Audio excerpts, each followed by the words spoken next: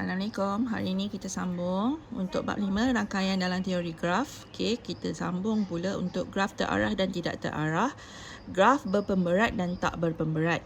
Okey, objektif pembelajaran hari ini, di akhir pembelajaran awak akan dapat membanding beza graf terarah dengan graf tak terarah dan kemudian membanding beza graf berpemberat dengan graf tak berpemberat.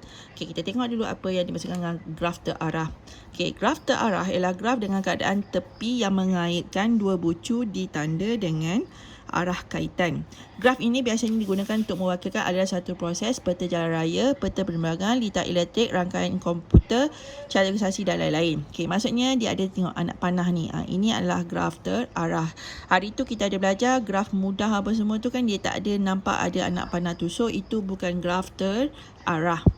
Okey, contohnya, okey, kat sini ada dua contoh. Okey. Darjah 1 menunjukkan suatu graf mudah. Okey, graf mudah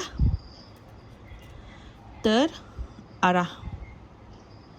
Okey, graf mudah terarah. Okey, sebab hari kita dah belajar kalau untuk graf mudah, dia tidak ada gelung, dia tidak ada berbilang tepi. Okey, so rajah 1 ni adalah graf mudah, rajah 2 ni adalah contoh graf terarah yang mempunyai gelung dan berbilang tepi. Okey, so awak boleh tengok kat sini, dia kata bagi tepi AB, okey, bucu A ialah bucu awal dan bucu B ialah bucu akhir. Maksudnya daripada A dia pergi kepada B. So kalau yang ni, BC ni, bucu awal dia adalah C, bucu akhir dia B. Kalau AC, bucu awal dia C, akhir dia A. Okey, yang ini pula adalah graf terarah yang mempunyai gelung dan berbilang tepi. Okey, dia mengikut arah anak panah yang ditanda. So macam yang ini. Okey, awak tengok. E2 adalah QQ. Okey, QQ. Kerana dia memang keluar dan masuk balik pada bucu yang sama. Kalau yang ini, E4 dia adalah PR. E5 adalah RP sebab ikut anak panah dia. Okey, itu graf terarah. Kalau graf tak terarah ialah graf mudah atau graf yang mempunyai gelung dan berbilang tepi yang dilukis tanpa pendanaan arah pada tepi yang mengaitkan dua bucu. Maksudnya dia yang graf yang awak belajar hari tu yang minggu lepas, iaitu yang memang solid simple macam ni sahaja. Dia ada bucu dia A, B, C. Ini adalah graf tak terarah.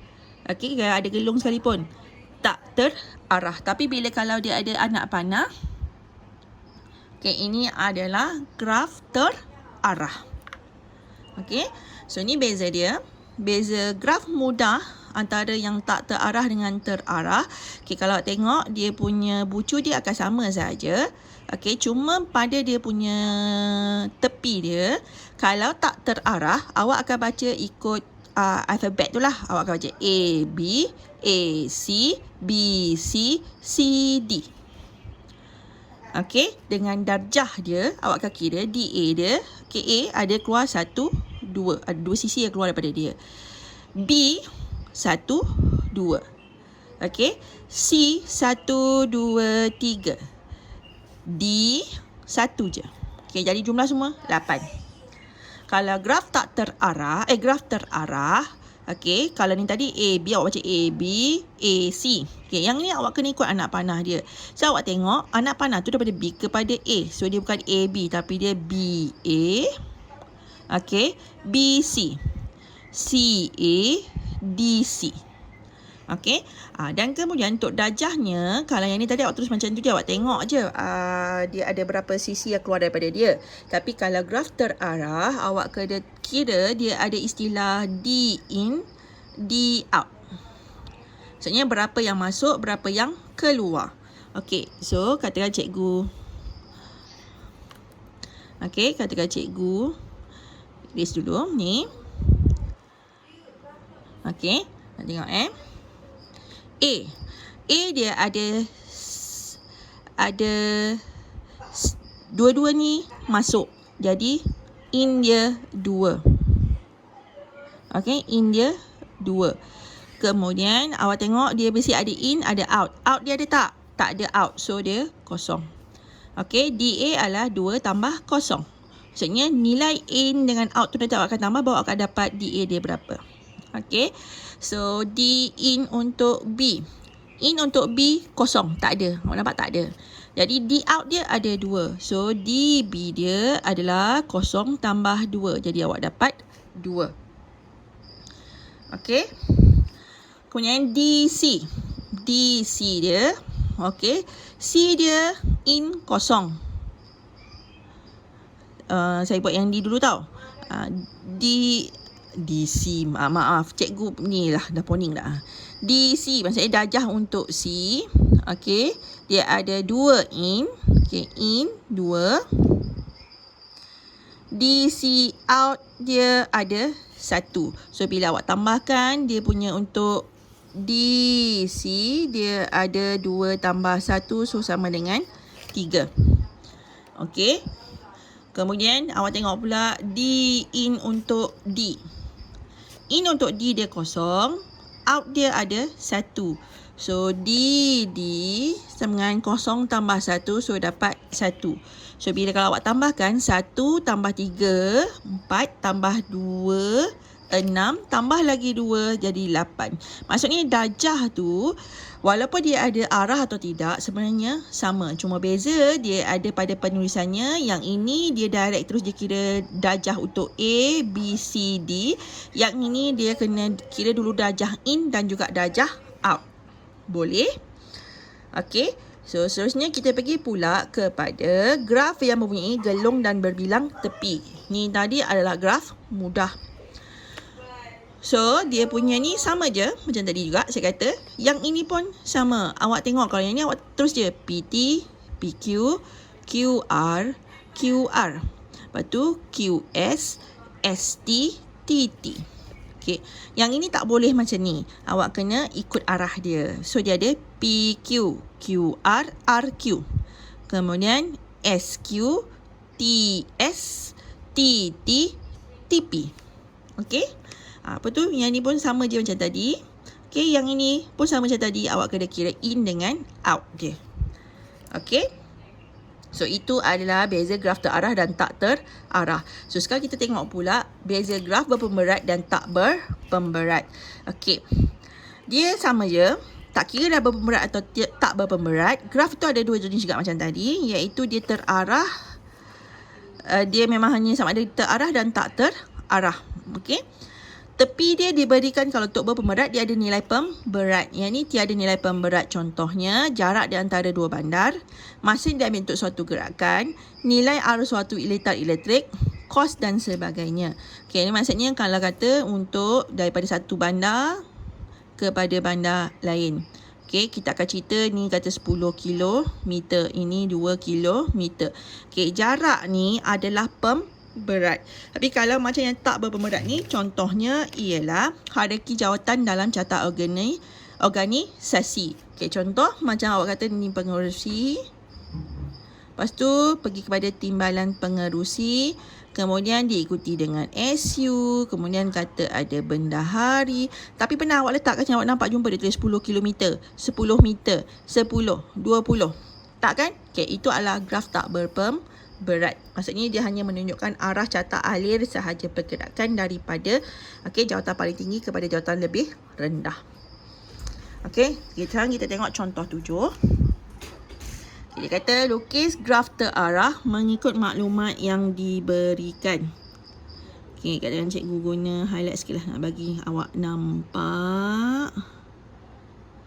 Okey, dia kata lukis graf terarah mengikut maklumat yang diberikan, iaitu V dia ada P, Q, R, S, T, U. So, awak tanda 1, 2, 3, 4, 5, 6. Okey, P, Q, R, S, T, U.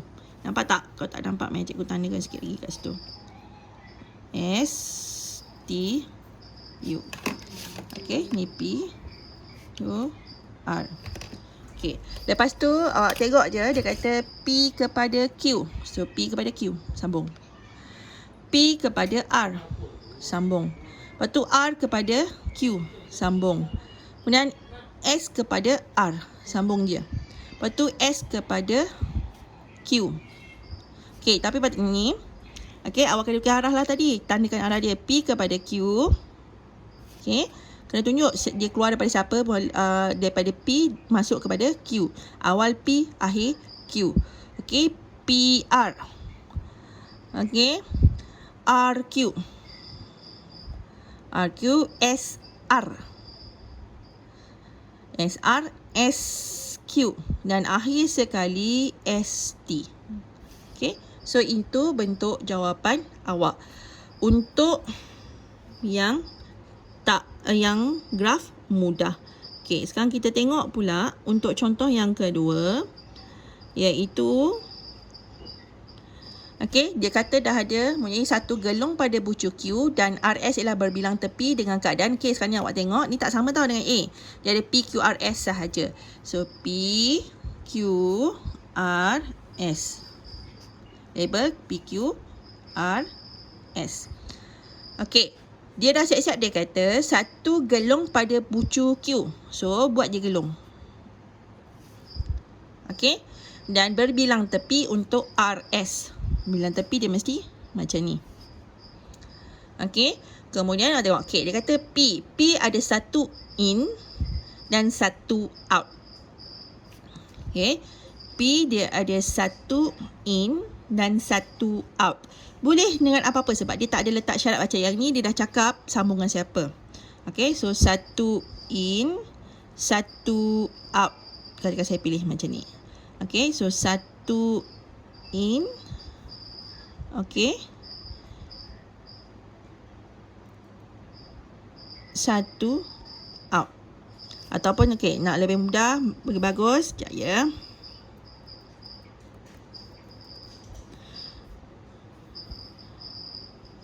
Ya, cikgu padam ni.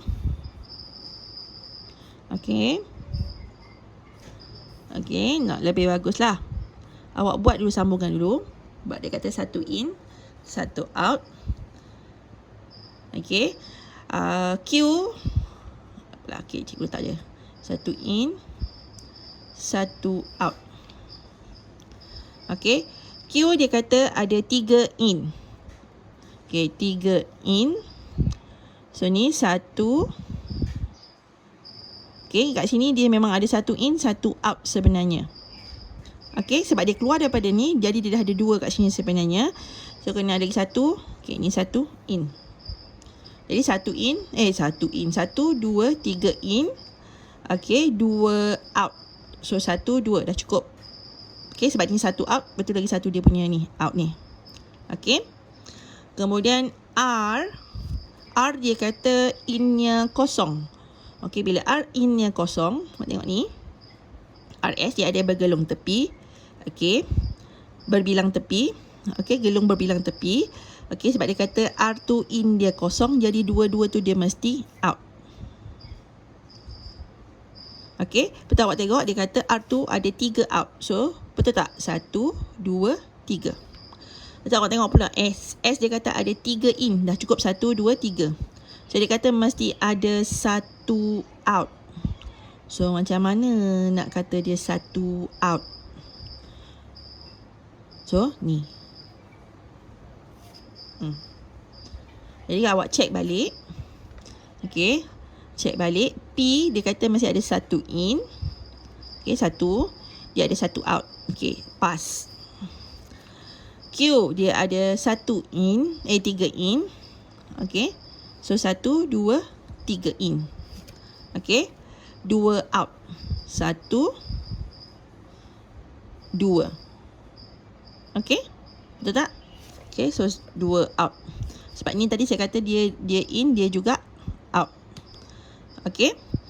Lepas tu R dia kosong in. So tak ada apa-apa yang in dengan dia. Out dia ada 1, 2, 3. S. Okey. S dia ada 3 in. Okey, 1, 2, 3. Kemudian ada 1 out.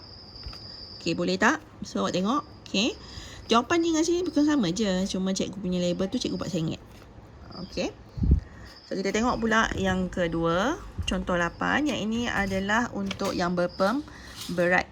Raja di sebelah menunjukkan pilihan laluan sehala Izarul untuk menjalankan latihan larian. Bucu V1 ialah tempat permulaan dan bucu V5 ialah tempat terakhir sebelum dia balik ke rumah.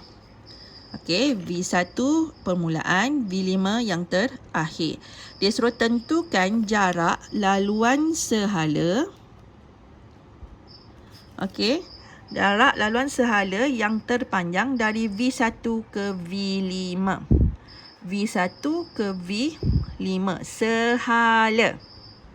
Okey, sehala tu maksudnya ikut anak panah je lah. Awak boleh tengok. Yang ni, kalau awak kata awak ambil yang ni, macam ni. Atau awak kata ni. Awak tak boleh lalu sini. Okay, kalau awak kata awak kata awak ambil ni. Atau awak kata sini, awak ambil sini, terus kena ambil sini. Awak tak boleh kata pergi sini sebab ini bukan sehala, dia dah berlawanan arah. Okey. B, jarak laluan sehala yang terpanjang daripada V1 ke V5. Okey, mula tadi terpendek, lepas tu terpanjang. Kemudian bucu yang perlu dilalui jika jarak larian sehala adalah di antara 1.4 hingga 2.1 kilometer. Okey, so macam mana nak cari laluan terpendek? Okey, awak tengoklah penilaian awak. Mana akan jadi paling terpendek? Okey, ni awak akan tengok V1 kepada V2 kepada V5. Okey, terus je 600 tambah 500 dapat 1100 meter. Tapi jawapan tu dia nak dalam kilometer, jadi dia tukar 1.1 kilometer. Laluan sehala terpanjang. Okey, awak ambil yang nombor paling besar lah. Ni 600. Lepas tu 900. Lepas tu 500. Lepas tu 500. Dapat 2.5. So, lepas tu dia C, bucu-bucu perlu dilalui jika jarak larian sehala adalah di antara 1.4 km hingga 2.1 km. Okey, ni jadi awak kena anggar lah. Awak tengok V1. Okey, dia kata, kat sini kata V1, V3 ikut dia punya arah sebab dia dah kata mesti sehala. Okey, so V1, V3, V4, V5 dan juga boleh juga V1, V2, V4, V5. Okey, boleh tak? Okey, ni latihan awak, tolong buat. Itu saja. Terima kasih.